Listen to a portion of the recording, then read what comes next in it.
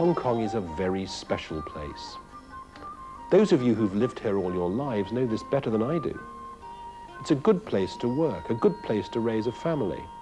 We're working hard to ensure that Hong Kong's special qualities are preserved, that our way of life is secured for the future. But the future is less than certain, with China continuing its attacks on the governor's reforms. 因为彭定康也好，什么人也好，他没有权来规定，他这个三级议会可以跨越9个区内，所以这些法律当然是无效的。这是我们中国政府的政策。As the exchanges continue, so does the campaign to convince Hong Kong people, and even those in the British camp, that Chris Patten's political picture is right for the territory. The British government has gone on with all of this and dealt with it in such a way as for it to result in this complete fracture of relations between Britain and China. Parliament's Foreign Affairs Committee questions Patten's proposals and their practicality. Is it worth it? And did you expect this degree of intense and sustained hostility? The governor makes his point by quoting Beijing-appointed advisor Sir David Akers-Jones. The Chinese style is not to rig elections, but they do like to know the result before they're held. I think it's a joke at my expense.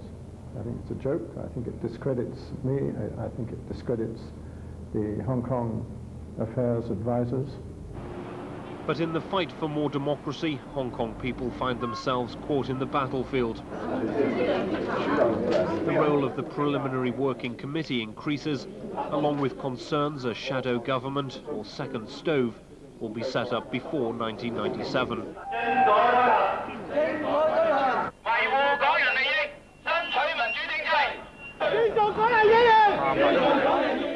The big day. The first part of the reform bill is debated. The Liberal Party attempts to amend the bill to try to give Sino-British talks another chance. We wish to give talks every possible chance. If this is the last chance, then we ask members of this council to vote in favour of that amendment. The Liberal Party's bid, however, fails. The results will now be displayed. The result is 15 for the ayes, 35 for the noes. The first portion of the bill is approved, but there's still the second and more controversial part to be dealt with.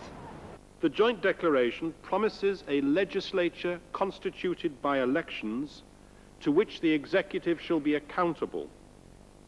I take that to mean real elections in which Hong Kong people have a genuine choice. And the government chooses to release the white paper, its explanation of why 17 rounds of Sino-British talks had come to an end. The move draws attention and the wrath of Beijing. I fear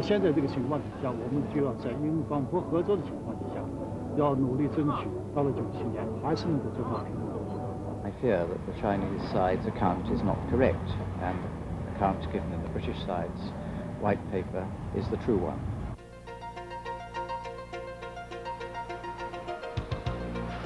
But what's not disputed is the row's impact on transitional matters. Both sides dig in. Beijing appoints 275 locals as district affairs advisors. Meanwhile, Hong Kong officials gear up for more say in the territory's affairs.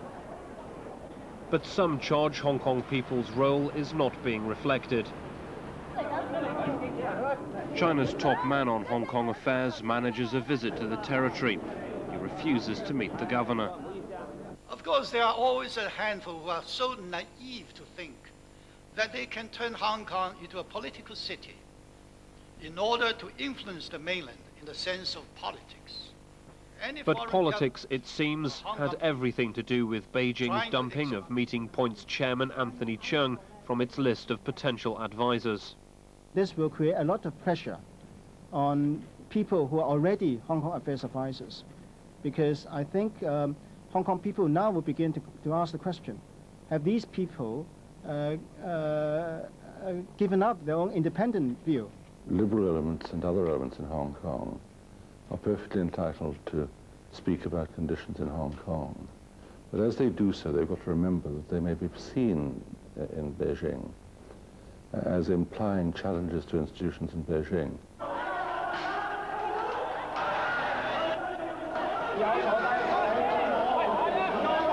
But emotional restraint proves to be difficult for those commemorating the 5th anniversary of the Tiananmen Square massacre. The political temperature climbs as LegCo debates not only the rest of the governor's more controversial bill, but also attempts to water it down. Are we kowtowing? Are we crawling towards 1997? The Liberal Party's bid to substantially water down Patton's bill fails, but the administration's worries are far from over. Sino-British relations hit rock bottom, and Whitehall dispatches the Minister for Hong Kong to Beijing to try to smooth ties. I emphasized the need to put past disagreements on constitutional matters behind us. But Beijing rejects the olive branch. The Foreign Secretary arrives in Hong Kong and attends a joint liaison group meeting. We are not asking favors of China. We are simply saying, please consider the work of this group, what it has to do. But not everyone is smiling about London's effort on transitional issues. What fails to be hampered, though, are Hong Kong's first full district board elections. More than 700 DB hopefuls, mostly first-timers, vie for the 346 seats in the territory. It's not surprising that in a community as successful and prosperous and stable as Hong Kong, people want to have a share in deciding how the community is run.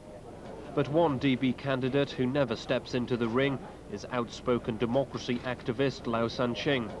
He is rejected for failing to meet a residency rule. Success is sweet for other Liberal contenders. Members of democratic groups win most of the seats. But it seems before champagne can be opened, China goes on the offensive. In the meantime, the Democratic Party is formed after the United Democrats and Meeting Point merged to fortify their Liberal platform. And up north, a changing of the guard. British Ambassador Sir Robin McLaren steps down as his successor tries to step up Sino-British cooperation during a meeting with China's president. I emphasized our wish to have a lasting improvement in relations between Britain and China, clearly on the key Hong Kong issues. And the governor drives home a similar message during his policy speech. We will do everything that is honourable and sensible to cooperate with China for the remaining 1,000 days of British rule. But it seems cooperation and support for the administration are also in short supply. I know that most members of this council find it easier and more comfortable to see themselves in the role of opposition to the administration. But I do not think that it necessarily follows that they must devote their entire time to criticizing the government. Lady Thatcher makes a stop in Hong Kong, but her handshake with New China News Agency head Joe Nan fails to disguise the Sino-British disagreements. The dispute is hard to ignore. The monarchy makes an unprecedented departure in its traditional speech during the opening of Parliament. My government will continue to work for the long-term stability and prosperity of Hong Kong. They will seek to develop cooperation with China.